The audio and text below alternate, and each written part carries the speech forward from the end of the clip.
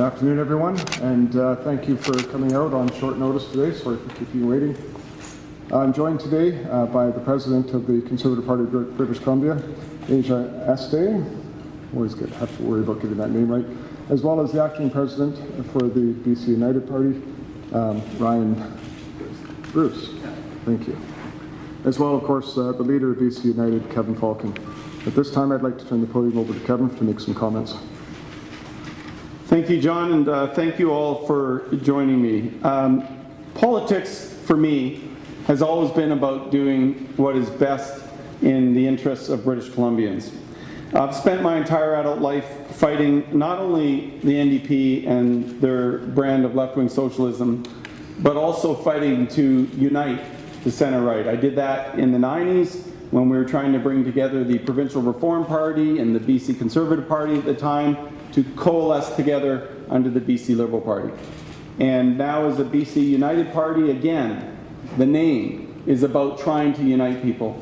But what became apparent to me as I've crisscrossed the province and heard from literally tens of thousands of people is the number one major concern that they had. And that is, Kevin, if you guys don't do the right thing and be the adults in the room and help bring together that free enterprise, center-right, common sense coalition, you are going to help elect an NDP government.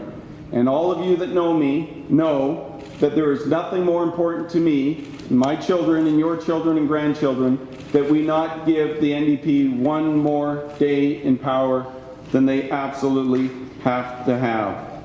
And that's why I made the decision that I made as leader of BC United to suspend our campaign. I will be withdrawing our candidate nominations, and in cooperation with John Rustad, we will work together to assemble the best possible team of MLAs and candidates that can serve the best interests of British Columbians.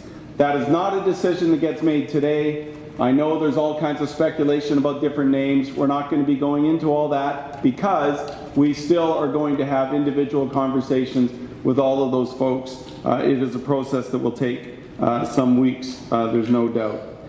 But I do want, as I said to my candidates on a call today, I've had a couple of calls. One was a call with the board of directors of BC United Party who endorsed the decision that I'm making here today. I also had a call with my caucus and my candidates. And it wasn't an easy call, and I knew it wouldn't be. This is hard. It's really hard. And I accept all the responsibility, good and bad. All the opprobrium should rest on my shoulders. That's what leadership's all about. But I also believe this. This is the right thing to do for the province of British Columbia.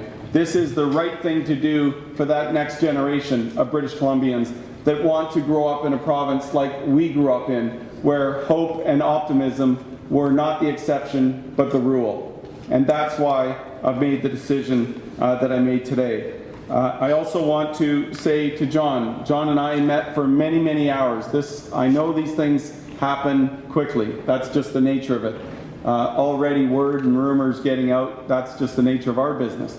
But I want to say that, John, I appreciated the graciousness of you and your staff. And I think it's important for all my people to know this, that there was a genuine graciousness on both sides and a willingness to say, let's park a lot of our own disagreements, etc., and let's think about what's in the best interest of the broader population of British Columbia.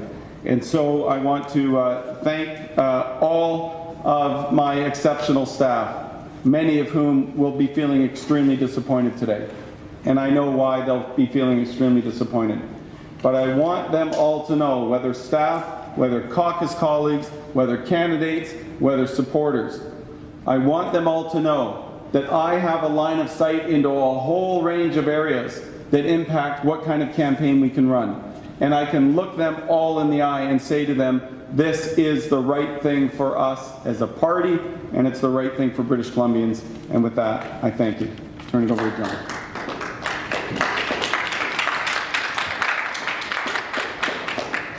Thank you, Kevin. And I have to say, I want to echo something Kevin said. This is not an easy thing to be able to do. The United Party certainly has had 50 candidates that are out there, and it's not just candidates, but it's their teams and all the staff that is behind it, all the people working on these teams. This has created a lot of disruption, and I really feel for that, because I know, for example, I mean, we've got 83, 84 candidates now out there, and I know how they feel in terms of if we were in that same situation, and it's not easy. And this will be a process that we have committed to working between the BC United Party with the Conservative Party to make sure that we put the best field forward that we can to bring an end to the destructive policies of David Eby and David Eby's government. I want to thank Kevin especially. Kevin has shown some real leadership in stepping up to the plate, as he has in so many other things that he's done throughout both his political career and his working career. I think Kevin has shown himself to really, put the interests of the province first, and I can't thank him more for the work that he is doing. We have a ton of work that we need to do together, and that we need to do with all of us in British Columbia. And I invite everybody that's been part of the United Party, that's been part of those teams, to look and to join us. We will have lots of opportunities to be able to be engaged and be involved in various things, and we want to make sure that everybody feels welcome as part of our party. Because as I've always said, it's not about being conservative or liberal or NDP or Green for that matter. It's just standing for what's right, fighting for the average everyday person, and bringing common sense change back to British Columbia.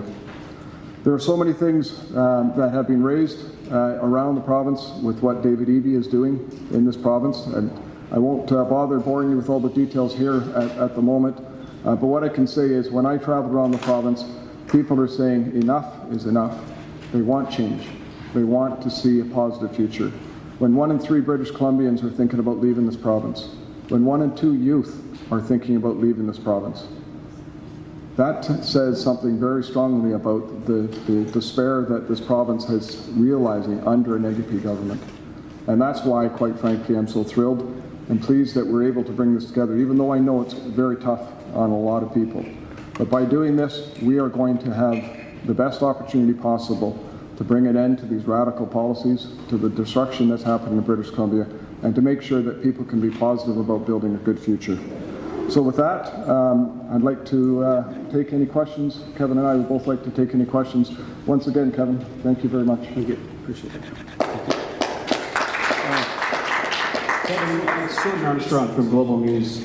I wanted to ask you that Living in the most unaffordable province in this country. And that's why I'm at peace with my decision. It doesn't mean I won't get a lot of flack, I will. But I'm at peace with the decision because I think this is the right thing for British Columbia. It is the right thing for my children's generation to get a new government that is going to focus on getting different results so that we can have a healthcare system that is there when we need it, that we can have streets that are cleaner and safer, and that we can help people not just provide them free government drugs, but free treatment so we can help people struggling with addiction get better. Just want to close once again by thanking Kevin, thanking Ryan, and thanking their whole team in terms of this. I know how difficult this is.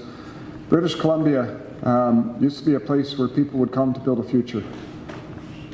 Everybody here in this room, everybody in this province, whether they're here 5 or 6 generations, even longer, or whether they've just came here with the same hope to be able to build that future.